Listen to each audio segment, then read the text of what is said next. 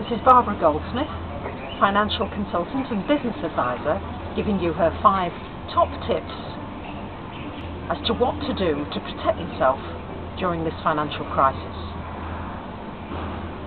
Now, don't be fooled into thinking that just because all the banks have come out with that they're going to offer you deposit insurance on your savings, don't be fooled into thinking that you're safe.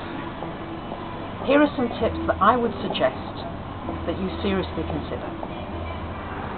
Firstly, get yourself out of debt.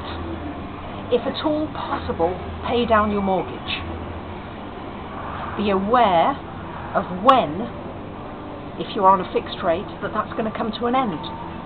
Be very conscious of it and get onto a variable or floating rate as soon as possible, because interest rates are going to come down.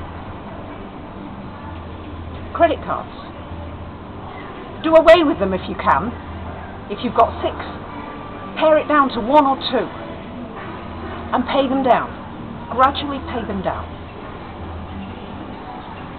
Keep some cash on hand. If you can, have about 3 months physical cash on hand, just in case.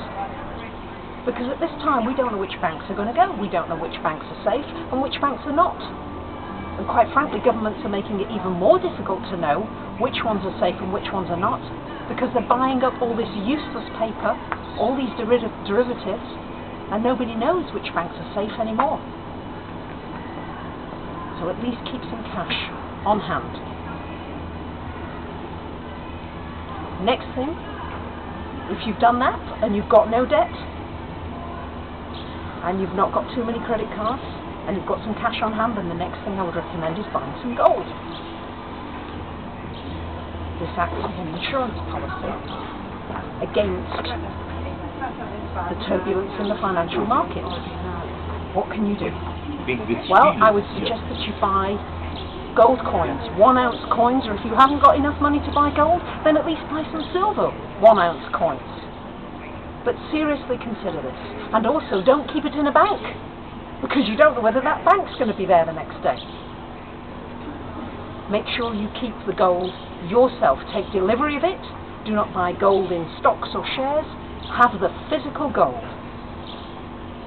And then if you've done all those 4 things, and you are a bit of a risk taker and you'd like to diversify a little, then look into foreign exchange.